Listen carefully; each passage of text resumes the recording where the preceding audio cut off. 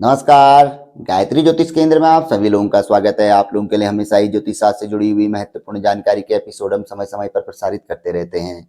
ज्योतिष शास्त्र से जुड़ी हुई हर प्रकार की जानकारी हम आप लोगों के लिए लेकर आते हैं। जानकारी ऐसी कि जिस पर यदि आप अमल करते हैं तो उसका प्रतिफल आप अवश्य ही देखते हैं। आज भी हम आप लोगों के लिए ज्योतिष शास्त्र से जुड़ी हुई एक महत्वपूर्ण जानकारी लेकर आए हैं। जानकारी है हमारे एक बड़े महापर्व श्री कृष्ण जन्माष्टमी से संबंधित। इसमें किए जाने वाले एक ऐसे उपाय के बारे में आज हम आप लोगों को बताएंगे जो कि प्रसिद्ध उपाय है, प्रचलित उपाय है और लोग इसे करते हैं, हर वर्ष करते हैं, प्रतिवर्ष करते हैं। जो लोग इस उपाय के बारे में जानते हैं, इस उपाय के बारे में कहा जाता है कि इस उपाय को करने के पश्चात हमारा किसी न किसी प्रकार से कोई न कोई कार्य अवश्य ही सिद्ध होता है, यहाँ तक कि मनोकामना पूर्ण होती है और हमारा अच्छा समय अवश्य ही आता है। क्योंकि ये अपने आप में एक बड़ा महापर्व है। जिस तरीके से महाशिवरात्रि है, रामनवमी होती है और भी हमारे कई ऐसे पर्व हैं जैसे कि नवरात्रे हैं, दीपावली महापर्व है, होलिका दहन है। यहाँ पर भी कई ऐसे उपाय बताए गए हैं कि जो कि यदि हम करते हैं तो हमारे बुरे वक्त को दूर कर हमारा अच्छा वक्त अवश्य लेके आते हैं, दारिद्र्य हटा देते हैं, कार्यों की सिद्धि बनाकर ये इसमें किए जाने वाले उपाय हमें देते हैं।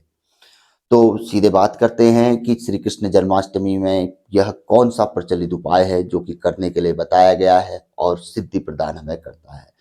श्री कृष्ण जन्माष्टमी के दिन सायंकाल के समय के लिए बताया गया है, गौधूली समय जिसे कहा जाता है, जिस समय पे गौ माता घर को आते थे और जिसमें गौधूली समय, जिसमें कि गौ माता की घर को आते समय धूल उड़ती है, यानी कि साय का समय, जिसके बाद लगता है कि अब अंधेरा होने वाला है, तो वो समय गौधूली समय कहा जाता है। तो उस समय पे बताया गया है कि श्री कृष्ण जन्माष्टमी के दिन यदि कोई व्यक्ति भगवान श्री कृष्ण के मंदिर, जहाँ पर को राधा कृष्ण की मूर्ति स्थापित हो, ऐसा मंदिर जिन लोगों के नजदीक है उनके लिए तो सोने पे सुहागा, नहीं तो लोग भगवान राम के मंदिर में भी कर सकते हैं, या जहाँ पर कोई ऐसा मंदिर है, मूर्ति आदि है, वहां पर भी कर सकते हैं, नहीं तो अपने घर में भी राधा कृष्ण की मूर्ति के समीप इस उपाय को किया जा सकता है। लेकिन अगर सिद्ध मंदिर मिल जाए तो सोने पे सुहागा।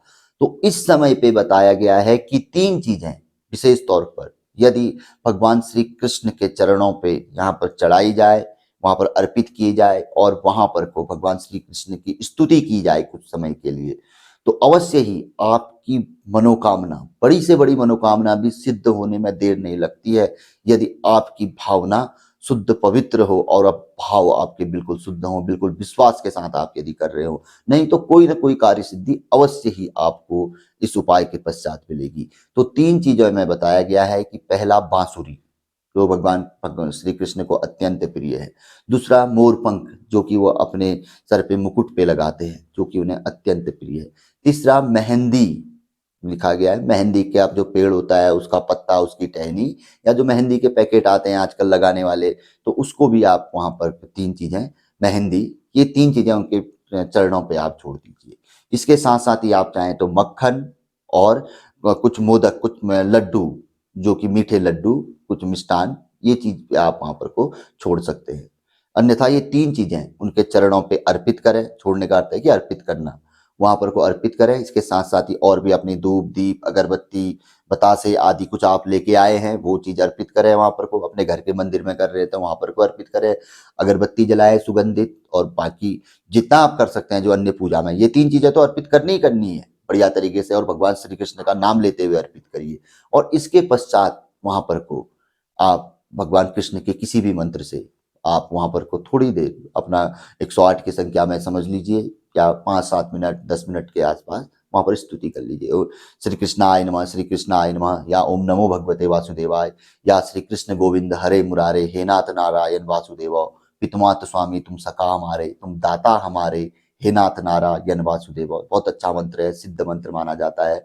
और भी ऐसे कई मंत्र हैं, तो उनका वहां पर को कुछ समय जाप कर लीजिए और अपनी मनोकामना की प्रार्थना करिए, वहां पर को स्मरण करिए कि हमारी ये मनोकामना पूर्ण हो जाए या हमारे अच्छे दिन आ जाए।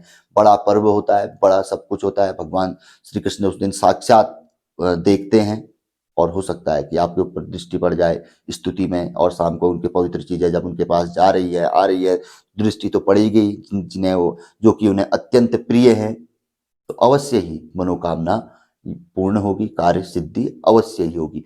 करके देखिए, बड़ा प्रचलित सिद्ध उपाय है, फल देने वाला उपाय है। लोग हर वर्ष प्रतिवर्ष करते हैं और आजकल तो ये है कि लोग बताते बहुत कम है, उपायों को कर लेते हैं। कोई विशेष परिवार के ही लोगों को, अपने ही उनको भी बताने में वो हिचकते हैं। तो ये ऐसे उपाय हैं, तो आज आप लोगों के बीच हम लेकर आए, तो हमें उम्मीद है कि आप लोग करेंगे और उपाय भी आप लोगों को बहुत अच्छा लगा होगा, पसंद आया होगा।